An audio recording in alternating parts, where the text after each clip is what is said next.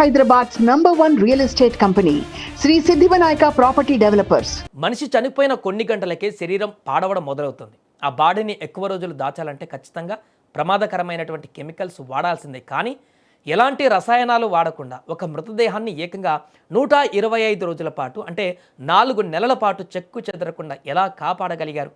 అంతర్జాతీయ ఫోరెన్సిక్ నిపుణులు సైతం ఆశ్చర్యపరుస్తున్న ఈ ఘటన ఇప్పుడు ఇరాన్లో జరిగింది. ఫిబ్రవరి 28న అమెరికా ఇజ్రాయెల్ దాడుల్లో Iran supreme leader Ayatollah Ali Khamenei ప్రాణాలు కోల్పోయారు. యుద్ధ వాతావరణం కారణంగా ఆయన అధికారిక అంత్యక్రియలు ఇప్పుడు అంటే దాదాపు 125 రోజుల తర్వాత టెహ్రాన్లో జరుగుతున్నాయి. ఇస్లామిక్ శాస్త్రాల ప్రకారం మృతదేహానికి రసాయనాలు పూయడం నిషేధం. మరి ఆంక్షలను ఉల్లంఘించకుండా ఒక దేశాధినేత భౌతిక కాయాన్ని ఇన్ని నెలల పాటు ఇరాన్ ఎలా భద్రపరిచింది? ఈ అసాధ్యమైన పనిని ఏ టెక్నాలజీతో సుసాధ్యం చేశారు?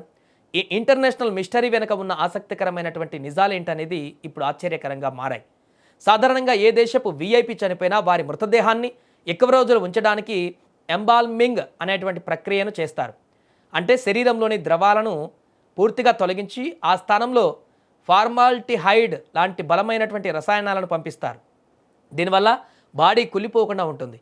కానీ ఇరాన్ సుప్రీం లీడర్ ఖమేనీ విషయంలో ఇది సాధ్యం కాలేదు. ఎందుకంటే సున్నీ మరియు షియా ఇస్లామిక్ సంప్రదాయాల ప్రకారం మృతదేహానికి కోతలు పెట్టడం కానీ ఇలాంటి రసాయనాలు ఎక్కించడం కానీ పూర్తిగా నిషేధం. అలా చేస్తే మృతుల పవిత్రతకు దెబ్బతీసినట్లేనని అక్కడ ఇస్లామిక్ చట్టాలు చెబుతున్నాయి. ఒకవైపు ఖమేనీకి ఇరాన్ ప్రజల్లో ఉన్న దైవ సమానమైనటువంటి ఇమేజ్, మరోవైపు మతపరమైనటువంటి కఠిన నియమాలు.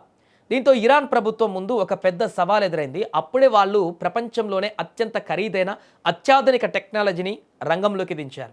రసాయనాల జోలికి వెళ్లకుండానే శరీరాన్ని భద్రపరచడానికి ఇరాన్ శాస్త్రవేత్తలు హై ప్రిసిషన్ మెడికల్ రిఫ్రిజిరేటర్ యూనిట్లను ఉపయోగించారు. ఇది సాధారణ ఫ్రీజర్ లాంటిది కాదు. ఈ యంత్రాల ద్వారా ఆ గదిలోని ఉష్ణోగ్రతను ఎప్పుడు ఖచ్చితంగా 2 డిగ్రీల నుంచి 4 డిగ్రీల సెల్సియస్ మధ్య కంట్రోల్ ఉండేలా చేస్తారు. కేవలం చల్లదనం ఉంటే సరిపోదు, గాలిలో తేమ శాతం తగ్గితే శరీరం ఎండిపోయి ముడతలు పడుతుంది. అందుకే బాడీ విచ్ఛిన్నం కాకుండా ఉండేలా హ్యూమిడిటీ స్థాయిలను కూడా అత్యంత ఖచ్చితత్వంతో నియంత్రించారు. ఈ టెక్నాలజీ ద్వారా ఒక ఖమేనీ భౌతిక కాయాన్ని మాత్రమే కాదు, ఆయనతో పాటు ఆ దాడుల్లో మరణించిన ఆయన కూతురు, అల్లుడు, కోడలు మరియు 14 నెలల చిన్నారి మనవరాలి మృతదేహాలను కూడా ఇన్నాళ్ళు పాటుగా చెక్కు చెదరకుండా కాపాడారు. సైన్స్ అండ్ టెక్నాలజీ కరెక్ట్గా వాడితే ప్రకృతి నియమాలను కూడా కొంతకాలం ఆపొచ్చు అనడానికి ఇదే అతిపెద్ద ఉదాహరణగా కనిపిస్తుంది. ఇక్కడ మనకి ఇంకో డౌట్ రావచ్చు, అసలు ఇస్లామిక చట్టాల ప్రకారం మనిషి చనిపోయిన 24 గంటల్లోపే అంత్యక్రియలు జరిగిపోవాలి కదా, మరి కొన్ని నెలలు ఎందుకు ఆగారు? ఇక్కడే ఇరాన్ మత పెద్దలు షియా చట్టాల్లోని కొన్ని ప్రత్యేక మినహాయింపులను ఉపయోగించారు. యుద్ధ వాతావరణం ఉన్నప్పుడు, భద్రతాపరమైన ముప్పు ఉన్నప్పుడు, మృతదేహాన్ని వెంటనే పూడ్చి పెట్టలేని అసాధారణ పరిస్థితులు ఉంటే అంత్యక్రియలను వాయిదా వేయడానికి షియా చట్టం అనుమతిస్తోంది. ఫిబ్రవరి నుంచి ఇరాన్, ఇజ్రాయెల్ మధ్య తీవ్ర యుద్ధ వాతావరణం ఉండడంతో ఈ మినహాయింపులను ఉపయోగించుకున్నారు. సో ఇప్పుడు టెహ్రాన్లోని గ్రాండ్ ముసల్లా మైదానంలో ఖమేనీ అంత్యక్రియలు జరుగుతున్నాయి. అయితే ఇక్కడ ఇరాన్ ఆర్మీ ఒక భారీ జాగ్రత్త తీసుకుంది. 1989లో అయతుల్లా రుహెల్లా ఖొమైనీ చనిపోయినప్పుడు, 2020లో జనరల్ సులేమానీ చనిపోయినప్పుడు జనాలు లక్షల్లో పోటెత్తడంతో ఘోరమైన తొక్కిసలాటలు జరిగాయి. ఈసారి అలా జరగకుండా ఖమేనీ శవపేటికను ఒక ప్రత్యేకమైన క్లైమేట్ కంట్రోల్డ్ గ్లాస్ బాక్స్లో ఉంచారు.